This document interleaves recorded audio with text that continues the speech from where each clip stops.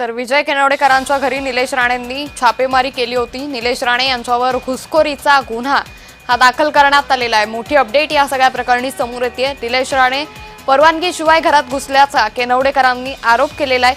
तर अशा पद्धतीने कुणाच्याही घरात शिरणं हे योग्य नसल्याचं विजय केनवडेकरांनी म्हटलेलं आहे। त्यामुळे विजय केनवडेकरांच्या घरी निलेश राणे यांनी छापेमारी केली होती आणि आता निलेश राणे यांच्यावर घुसखोरीचा गुन्हा हा दाखल करण्यात आलाय। तर मी परवानगीशिवायच घरात शिरलो असं निलेश राणे यांनी म्हटलेलं आहे। या संदर्भात अधिक माहिती घेऊयात आमचे प्रतिनिधी सुरेश कौलगेकर यांच्याकडून। सुरेश, निलेश राणे यांच्यावर घुसखोरीचा गुन्हा दाखल करण्यात आलाय, काय अधिक तपशील? निश्चितच आज मालवण पोलीस स्थानकात हा गुन्हा दाखल करण्यात आलेला आहे। बेकायदेशीरपणे घरात घुसल्याचे प्रकरणी केनवडेकर यांनी मालवण पोलीस स्थानकात ही तक्रार दाखल दिली होती आणि त्यानुसार हा गुन्हा दाखल करण्यात आलेला आहे। मालवण पोलीस स्थानकात 189(1), 189(2), 329(4) व 356(2) नुसार हा गुन्हा दाखल करण्यात आलेला आहे। आता यानंतर पोलिसांची पुढील कारवाई कशी असेल हे आता पाहावं लागेल।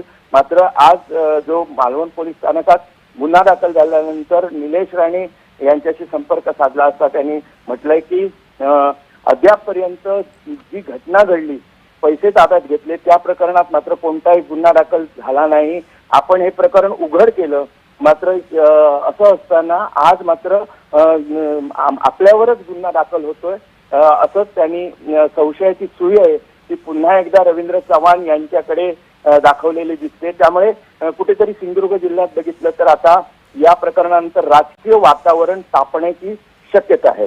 सुरेश, मात्र जसं तुम्ही म्हणालात की निलेश राणे यांनी या सगळ्यावरती स्पष्टीकरण दिलंय, त्यांची सुई पुन्हा एकदा रवींद्र चव्हाणांवर गेली, मात्र यापुढे निलेश राणेंची नेमकी भूमिका कशी असेल? निलेश राणे यांनी याला प्रतिक्रिया देताना असं म्हटलंय की या संदर्भात आपले वकील आहेत, ते या संदर्भात हे करतील, मात्र मला आता अटक करा अशी त्यांनी म्हणजे भूमिका आहे ती सध्या आपली जाहीर केलेली आहे। त्यामुळे आता पोलीस काय या संदर्भात भूमिका बजावतात हे आता पाहावं लागेल। निश्चित, धन्यवाद सुरेश आपण दिलेल्या सविस्तर माहितीसाठी। तर निलेश राणे यांच्यावरती घुसखोरीचा गुन्हा दाखल करण्यात आलाय। या सगळ्या प्रकरणी निलेश राणेंशी संपर्क साधला असता मला अटक करा अशी भूमिका निलेश राणे यांनी घेतलेली आहे।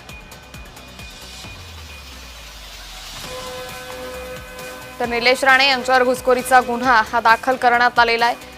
विजय केनवडेकरांच्या घरात घुसल्याच्या आरोपावरून त्यांच्यावर हा गुन्हा दाखल करण्यात आलाय।